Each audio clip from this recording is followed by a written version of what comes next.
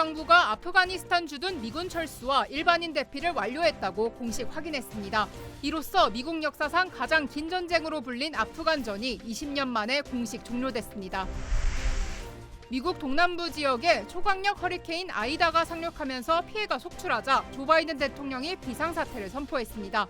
서부 지역에선 산불이 강풍을 타고 확산하면서 인근 주민 수만 명에게 강제 대피령이 내려졌습니다. LA시 당국의 노력에도 한인타운의 노숙자 수는 지난해와 비교해 비슷한 수준으로 집계됐습니다. 증가하는 노숙자 수를 해결하기 위한 근본적인 대책 마련이 시급하다는 지적이 제기되고 있습니다. 영주권 등 이민 비자 신청자에 대한 코로나19 백신 접종 기록 제출이 의무화됐습니다. 오는 10월 1일부터 시행될 예정이며 이전 신청자들도 추가 서류 요청을 받을 수 있습니다.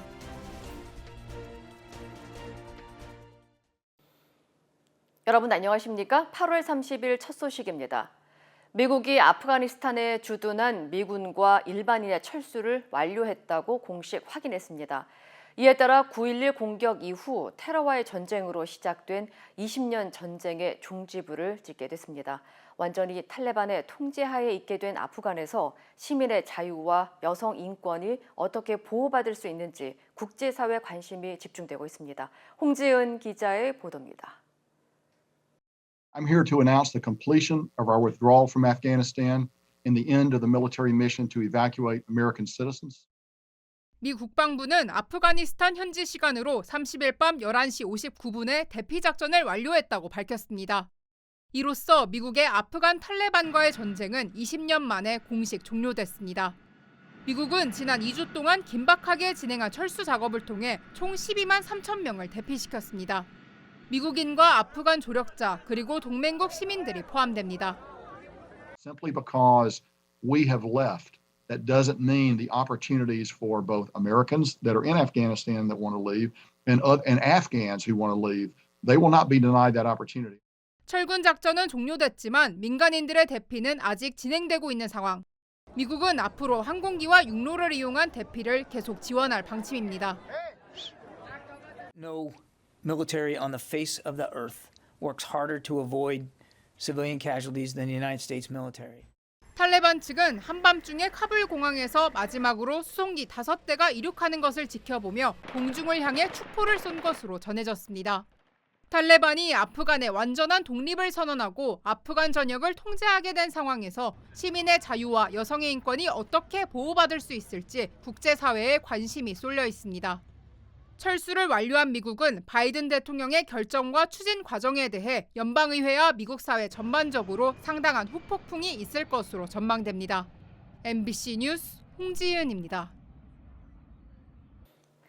서부 지역에서 몇 달째 산불 피해가 계속되고 있는 가운데 동남부 지역에는 초강력 허리케인 아이다가 상륙하면서 루이지애나주 최대 도시 뉴올리언스 전체가 정전됐습니다.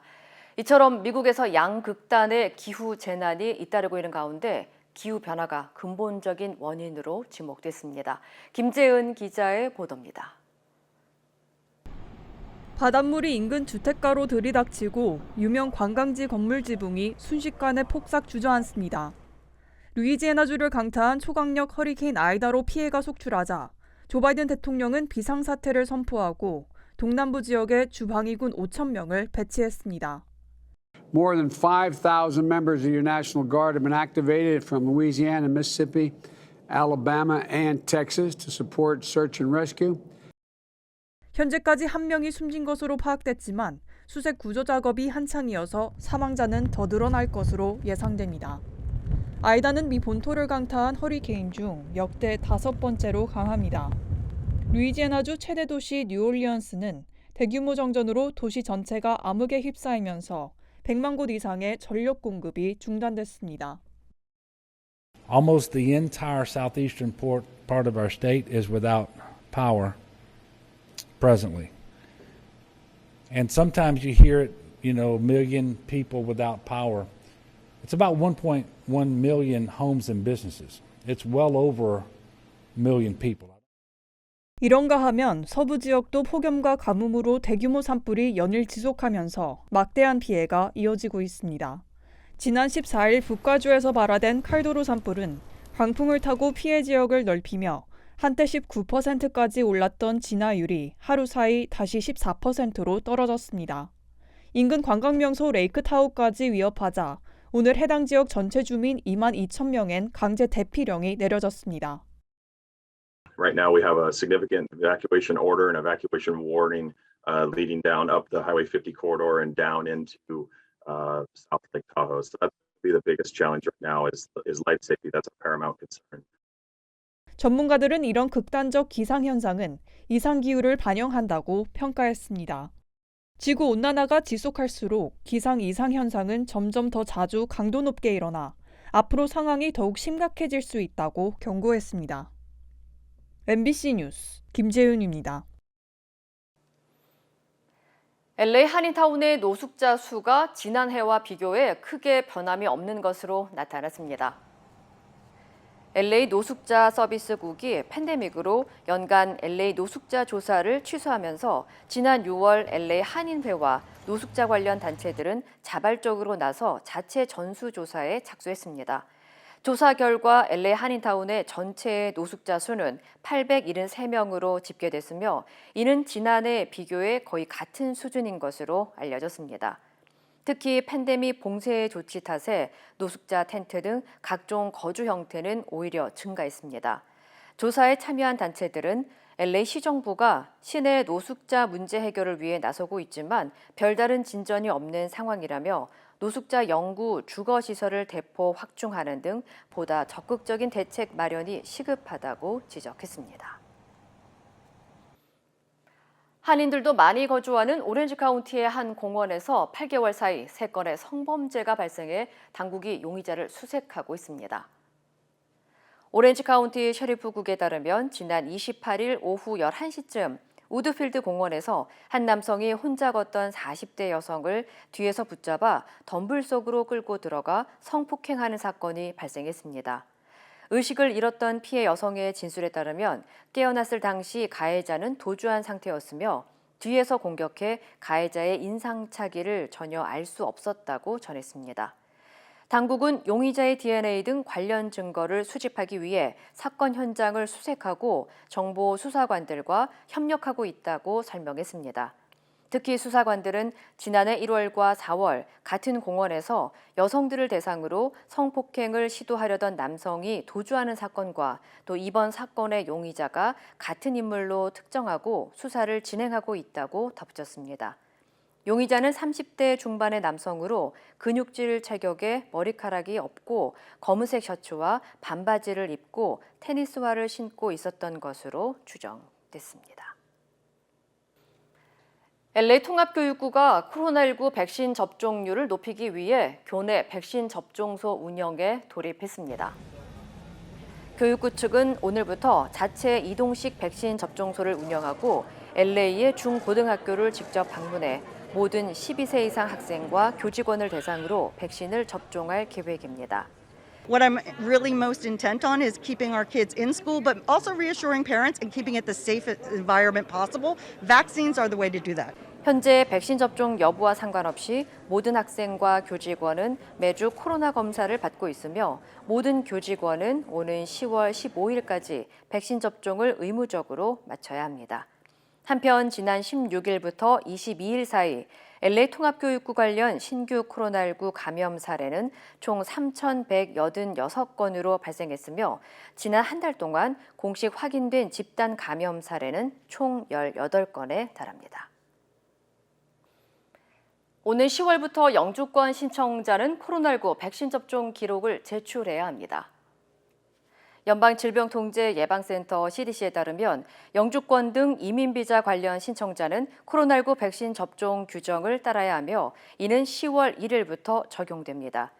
이에 따라 영주권 신청 시 함께 제출해야 되는 신체 검사 증명서 목록에 백신 접종 기록 증명 부분이 포함될 예정이며 의사는 영주권 신청자에게 코로나19 백신 관련 기록을 요청해야 하고 신청자는 공식 백신 접종 기록을 의무적으로 제출해야 합니다. CDC 측은 코로나19 음성 결과를 제출한다 하더라도 신청자가 영주권 취득 시 얼마든지 코로나에 감염될 가능성이 있기 때문에 확실한 보호를 위한 규정이라고 설명했습니다. 하지만 의료적 문제가 있거나 종교적, 도덕적 신념에 따라 백신 접종을 거부할 경우 의사의 공식 문서를 통해 면제를 요청할 수 있고 해외에서 비자를 신청할 경우 해당 지역의 백신 수급 문제로 접종할 수 없는 경우도 예외됩니다. 이민법 변호사는 이미 신청이 접수된 사람들도 백신 접종 확인을 요구하는 추가 서류 요청을 받을 수 있다며 이전 신청자들도 대비할 것을 조언했습니다. 유럽연합 EU가 미국을 포함한 6개국을 비필수 여행 허용국가 목록에서 제외했습니다. 유럽연합은 코로나19 감염자가 급증함에 따라 지난 6월 미국인의 유럽 여행을 허가했던 방침을 뒤집어 미국으로부터의 불필요한 여행을 중단했습니다. EU 집행위원회는 이스라엘과 코소보, 레바논, 몬테네그로, 북마케도니아, 미국 등이 목록에서 제외됐다고 밝혔습니다. 해당 목록은 EU의 27개 회원국에 대해 법적 구속력을 갖는 것은 아니지만 대다수 회원국은 이를 토대로 입국 제한 여부를 결정하게 됩니다.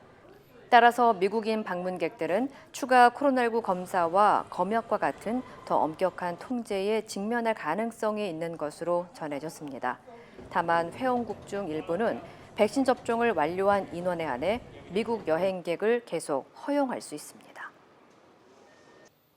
다음 달 14일 치루어지는 캘리포니아 주지사 소환 선거 유권자 등록이 오늘 마감됩니다. 리콜 선거에 투표하기 위해서는 오늘 자정까지 캘리포니아주 사무국이나 차량 등록국 웹사이트를 통해 마쳐야 하며 온라인 등록이 어려운 경우 유권자 등록 신청서를 작성해 우편으로 제출하면 됩니다. 마감일을 넘겼다면 선거 당일날 LA 카운티 내 투표센터를 방문해 현장에서 유권자 등록을 한 후 투표할 수 있습니다. 소환 투표는 주지사 소환에 대한 찬성과 반대, 그리고 주지사 퇴출에 찬성한다면 누구를 새 주지사로 뽑을지 등 두 가지를 기표하는 항목으로 구성돼 있습니다. 만약 소환 찬성이 과반이면 게빈 뉴섬 주지사는 자리에서 쫓겨나게 되며 뉴섬을 대신하겠다고 나선 46명의 후보 중 다수 득표자가 차기 캘리포니아 주지사가 됩니다. 글로벌 가구 브랜드 아이키아가 중고 가구를 매입해 할인 판매하는 서비스인 바이백 프로그램을 시범 운영합니다.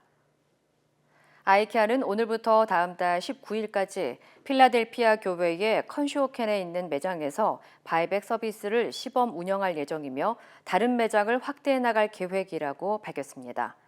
바이백 서비스는 고객이 사용한 가구를 매입한 뒤 매장 내 중고 가구 판매 섹션을 마련해 할인된 가격으로 재판매하는 프로그램입니다. 최근 환경 보호와 지속 가능성이 소비 문화의 화두가 되면서 갭이나 메이시스, JC페니 등 다양한 소매업체 브랜드는 세계 최대 중고 의류 유통회사 중의 하나인 스레드업과 파트너십을 맺었습니다. 미국 투자은행 파이퍼 샌들러의 여론조사에 따르면 10대 가운데 47%는 중고 제품을 구매한 적이 있으며 55%는 중고 제품을 판매한 적이 있다고 답했습니다. 연방정부의 추가 실업수당 지원이 이번 주 종료되는 가운데 실업자 수백만 명이 소득 절벽에 직면할 수 있다는 우려가 제기되고 있습니다. 민간 연구기관 센트리 재단에 따르면 연방정부가 주당 $300씩 지급하는 추가 실업수당 지급 조치가 다음 달 4일 만료돼 750만 명이 영향을 받을 것으로 추산됐습니다. 앞서 인디애나와 메릴랜드 등 26개 주는 추가 실업수당이 실업자들의 일자리 복귀 의지를 꺾는다는 이유로 종료일을 대폭 앞당겨 지난달 지급 중단을 결정한 바 있습니다. 하지만 전문가들은 추가 실업수당 지급을 조기 중단한 주들의 경우 일자리 증가율은 대부분 비슷하다며 구직 의지에 악영향을 준다고 평가하기에는 무리가 있다고 주장했습니다. 오히려 자녀 돌봄이나 변이 바이러스 확산 우려 등으로 일자리 복귀가 지연되고 있어 추가 실업수당 지급 중단이 실업자들의 경제적 부담으로 이어질 것이라고 덧붙였습니다. 팬데믹 당시 마스크 착용 반대 캠페인을 주도한 30대 남성이 코로나19 감염으로 병원 치료를 받다가 결국 숨졌습니다. 텍사스주 샌앤젤로에서 코로나19 예방 조치에 대한 반대 운동을 펼쳤던 케일러 윌리스가 숨진 것으로 전해졌습니다. 윌리스는 지난달 26일부터 코로나19 증상을 보였지만 관련 검사를 받거나 병원에 가는 것을 거부했고 대신 비타민 C와 구충제 이버맥틴 등을 복용한 것으로 알려졌습니다. 병원 치료를 거부한 윌리스는 상태가 악화해 지난달 30일 응급실로 이송됐고 지난 8일부터 의식을 잃은 채 인공호흡기를 달고 있었습니다. 그의 아내 제시카 윌리스는 남편의 의료비 등을 마련하기 위해 개설한 고펀드미 페이지에 남편이 평화롭게 세상을 떠났다고 밝혔고 두 사람은 3명의 자녀를 두고 있으며 현재 넷째를 임신 중인 것으로 알려졌습니다. 지난해 7월 윌리스는 코로나19 예방 조치를 비판하는 집회를 개최했고 지난 4월에는 샌앤젤로 교육부에 편지를 보내 코로나19 예방 조치를 모두 철회할 것을 요구하기도 했습니다. 한미 정부가 대북 인도적 지원 방안 논의에 속도를 내고 있습니다. 양측이 일주일 만에 다시 고위급 회담을 가졌습니다. 워싱턴에서 김수진 특파원입니다. 한미 고위급 회담을 마치고 기자들 앞에 선 성김 미국 대북 특별대표는 북한의 회신을 고대한다고 말했습니다. 인도적 지원 가능성을 포함해 여러 논의를 했다며 북한의 답을 기다린다는 입장을 밝힌 겁니다. We exchange views on the situation on the ground, as well as some ideas and initiatives for engagement, including possible humanitarian assistance. 노규덕 본부장은 그동안 한미 양국이 공동으로 추진할 수 있는 대북 인도적 지원 사업 분야와 남북 협력 사업에 대해 협의를 진행해 왔다며 오늘도 이와 관련한 후속 협의가 있었다고 설명했습니다. 또 북핵 문제 등 한반도 상황에 대한 평가도 공유했다고 설명했는데 최근 국제원자력기구 IAEA의 북핵 보고서와 관련한 논의도 있었을 것으로 보입니다. 긴밀한 한미 공조하에 북한의 WMD 관련 활동을 지속 예의주시해 왔습니다. 앞서 IAEA는 연리의 보고서를 통해 지난 7월부터 북한이 영변 핵시설을 재가동한 징후가 있다고 분석했습니다. 이와 관련해 미국 백악관은 오늘 한국 등 동맹국과 긴밀히 협의하고 있다며 북한과 대화를 모색하겠다고 밝혔습니다. We continue to seek dialogue with the DPRK so we can address this reported activity and the full range of issues related to denuclearization. 하지만 북한은 지난 10일 한미 연합훈련 실시를 문제 삼아 복구했던 남북 연락 채널을 단절한 뒤 침묵을 이어가고 있습니다. 아프간 철수 이후 미국의 외교 리더십은 시험대에 올랐습니다. 북한이 핵시설을 재가동한 것이 알려지면서 북핵 문제가 바이든 미국 대통령 외교 정책의 새로운 도전이 될 거라는 분석이 나오고 있습니다. 워싱턴에서 MBC 뉴스 김수진입니다. 민주당에서 오늘부터 경선 투표가 시작되는데 이재명 후보는 돌봄 국가 책임제를, 또 이낙연 후보는 충청 총리를 약속하며 표심에 호소했습니다. 이재명 후보의 이른바 무료 변론 논란을 두고 양측의 설전도 이어졌습니다. 이학수 기자입니다. 이재명 후보는 취약계층에 대한 5대 돌봄 국가 책임제를 약속했습니다. 초등생 돌봄을 저녁 7시까지 늘리고 현재 30% 정도인 공공 어린이집 이용 비율을 50%까지 확대하며 어르신 방문 간호 서비스도 확대하는 내용입니다. 비슷한 공약을 내놓은 이낙연 후보와는 추진력이 다르다고 차별화했습니다. 이낙연 후보께서 이제 4대 돌봄 국가 책임제 말씀하셨는데 누가 실제로 실현할 수 있느냐라는 문제라고 생각합니다. 이낙연 전 대표는 첫 경선 투표 지역인 충청에서 나흘째 바닥 민심을 다졌습니다. 충남 민간공항 건설과 충청권 지방은행 설립 지원, 여기에 초대 총리엔 충청 인사를 발탁하겠다고 했습니다. 초대 총리는 충청권 인사를 모시고 싶다는 결심을 했다. 인사에 있어서의 소외감 그리고 각종 개발에서의 지체되고 있는 데 대한 아쉬움. 대법원 무죄 판결이 난 이재명 후보의 선거법 위반 사건 재판에서 일부 변호인들이 무료 변론에 나섰다는 논란에 대해선 당 차원의 검증을 요구했습니다. 누군가 수임료를 대납해 준 게 아니냐는 이낙연 후보 측 공세가 계속되자 이재명 후보 측도 반박에 나섰습니다. 민변 출신 원로 변호사들이 부당한 의혹을 받는 동료 변호사를 지지하는 차원에서 변호인단의 이름을 함께 올리는 건 민변의 관행이라는 겁니다. MBC 뉴스 이학수입니다. 국민의힘은 경선 후보 등록을 시작했습니다. 하지만 경선 규칙을 둘러싼 신경전은 거칠어졌는데요. 역선택 방지 조항을 주장하는 윤석열 후보 측에 대해 유승민 후보는 평지풍파를 일으키면 가만히 있지 않겠다며 경고를 보냈습니다. 김정인 기자입니다. 경선 후보 등록 첫날 윤석열 후보는 충남과 세종을 잇따라 방문했습니다. 500년 조상의 고향 충청의 피를 타고난 것이 자랑스럽다며 충청이 자신의 뿌리임을 특히 강조했습니다. 국민들의 이 부름을 받은 것은 겉으로는 조용하지만 속으로 뜨거운 그런 충청의 피를 타고난 때문이 아닐까. 홍준표 후보는 제주 4.3 평화공원을 방문해 참배했습니다. 대통령에 당선되면 4.3 기념식에 참석하겠다면서 지지층 확장에 더욱 주력했습니다. 민족사의 큰 비극이기 때문에 그건 좌우를 떠나서 그리고 보수 진보를 떠나서 기념식에 참석하는 게 그거는 대통령이 참석하는 게 맞는 것이다. 이런 가운데 선관위원장을 맡은 정홍원 전 국무총리는 최대의 쟁점인 역선택 방지 조항에 대한 검토를 당 최고위에서 정식으로 제기했습니다.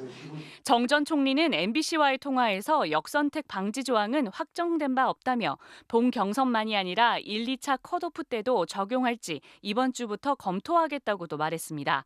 내부 갈등은 더 격해졌습니다. 5일째 대구 경북 지역을 방문 중인 유승민 후보 측은 격한 표현까지 써가며 곧바로 윤 후보를 겨냥해 선관위원장 뒤에 숨어 결정을 뒤집으려 하지 말라고 맹공을 퍼부었습니다. 홍준표 후보도 골목대장을 뽑는 선거로 착각하고 있다며 가세했고 윤석열 후보는 선관위 룰을 따르겠다고 밝혔습니다. 이와 관련해 이준석 대표는 선관위가 결정할 사항이라고 밝혔지만 정 전 총리의 역선택 방지 조항 발언은 경선 버스 출발과 동시에 큰 파열음을 내고 있습니다. MBC 뉴스 김정인입니다. 탈레반이 카불 공항에 안전지대를 설치하자는 마크롱 프랑스 대통령 제안에 거절 의사를 밝혔습니다. 관련 소식 전해드립니다. 앞서 지난 29일 마크롱 대통령은 아프간에서 대피를 원하는 사람의 안전을 담보할 수 있도록 카불 공항에 안전지대를 설치하는 방안을 유엔 안보리에 제안하겠다고 밝혔는데요. 탈레반의 정치국 대변인 수하일 샤이는 어제 프랑스 앵포와의 인터뷰에서 프랑스나 영국에 그런 지대를 만들 수 있느냐고 반문하며 아프간은 독립국이기 때문에 안전지대 설치는 불필요하다고 못 박았습니다. 왕원빈 중국 외교부 대변인은 브리핑에서 카불 공항 안전지대 구상 관련 질문을 받자 탈레반은 이미 제의를 거절했으며 국제사회가 아프간의 주권을 존중해야 한다며 회의적인 견해를 내비쳤습니다. 이탈리아 밀라노의 한 주상복합 건물이 자욱한 연기에 휩싸였습니다. 지난 29일 건물 최상층부에서 발생한 불이 외벽 패널을 타고 삽시간에 아래로 번져 대형 화재로 이어졌습니다. 소방당국은 15층 부근에서 전기 합선으로 불길이 시작된 것으로 보고 정확한 원인 조사에 나섰는데요. 해당 건물엔 70여 가구가 입주했지만 화재 경보 시스템의 작동으로 다행히 인명피해는 발생하지 않았습니다. 30일 정오쯤 불은 완전히 진압됐지만 건물 골격의 훼손으로 붕괴 우려가 있어 당국은 후속 대책 마련에 나섰습니다. 일본에서 수천 명이 모인 축제에서 코로나19 방역 수칙을 어긴 관객들 모습이 전해져 비난의 목소리가 쏟아졌습니다. 현지 언론에 따르면 지난 주말 이틀간 일본 아이치현 도쿠나메시에서 야외 음악 축제가 열렸는데요. 당시 축제 영상엔 밀집한 상태에서 마스크를 벗고 환호성을 지르는 관객의 모습이 담겼는데요. 축제가 열릴 당시 아이치현에는 긴급 사태가 발효됐지만 축제에는 8천 명이 넘는 관객이 입장해 논란은 더 커졌습니다. 오무라 히데아키 아이치현 지사는 주최업체에 항의문을 보내고 시민들에게 근심을 끼쳐 진심으로 사과한다고 전했습니다. 현지 시간 30일 개학을 맞은 멕시코 대부분 지역의 초중 고등학교가 대면 수업을 재개했습니다. 멕시코는 코로나19 여파로 각급 학교들이 17개월간 문을 닫아 대면 수업이 중단됐었습니다. 학생들의 개학을 앞둔 최근까지 평일 기준 2만 명 안팎의 코로나19 확진자가 나오자 일부 교원단체와 학부모들은 불안감을 표시했었는데요. 하지만 멕시코 정부는 오랜 비대면 수업에 따른 교육 격차 해소가 시급하다며 등교 여부는 학생과 학부모가 자유롭게 결정할 수 있도록 했습니다. 이 시각 세계였습니다.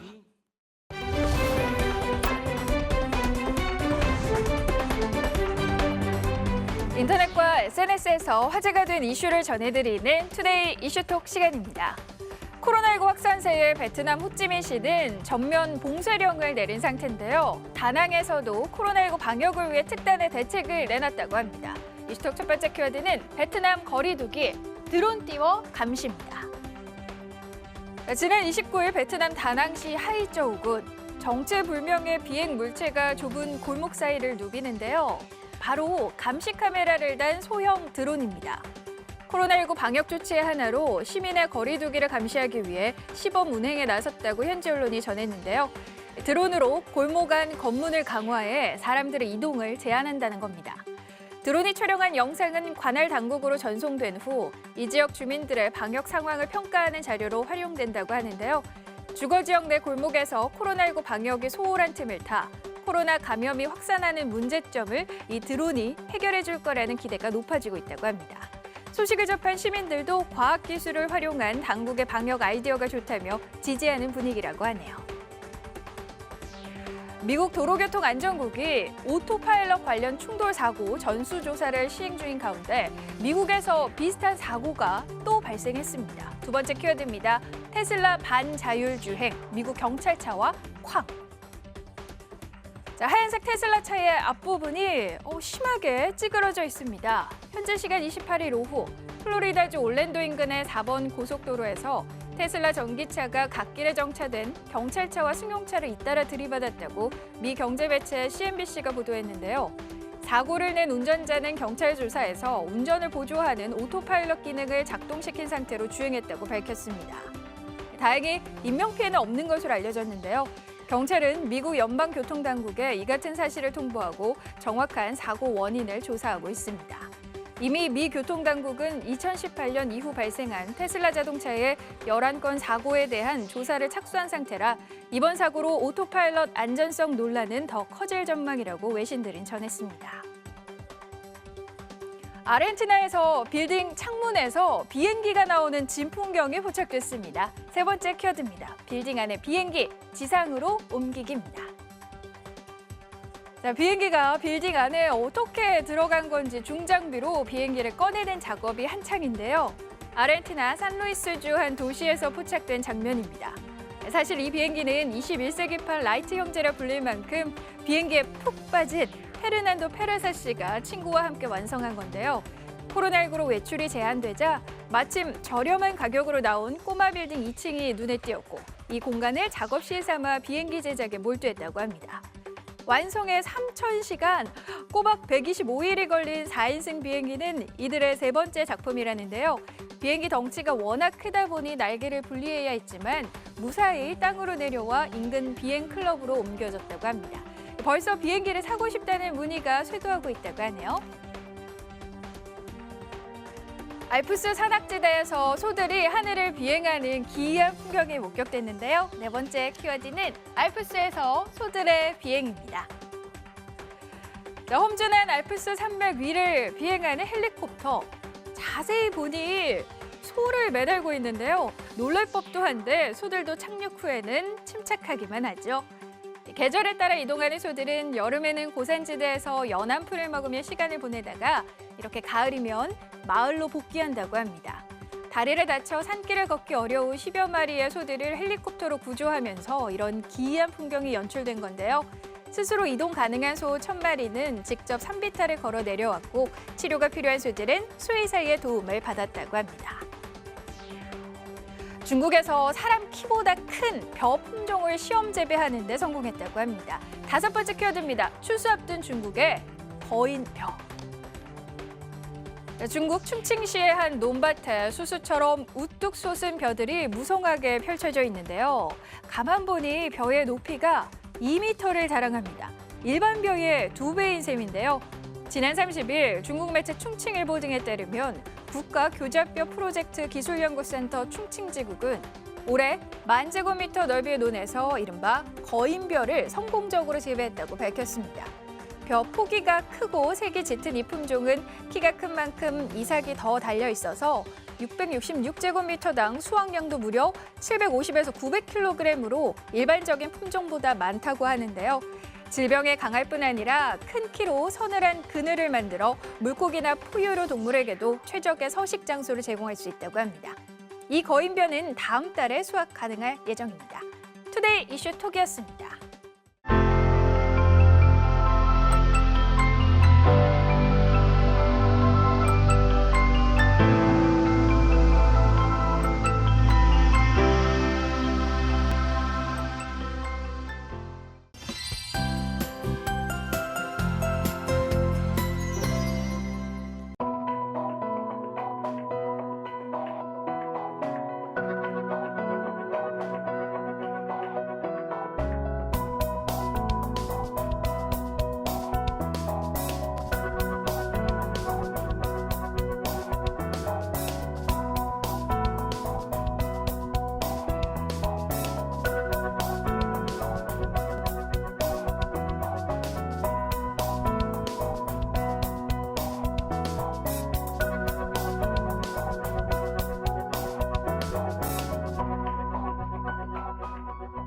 이상으로 8월 30일 월요일 뉴스를 마칩니다. 시청해주신 여러분 고맙습니다.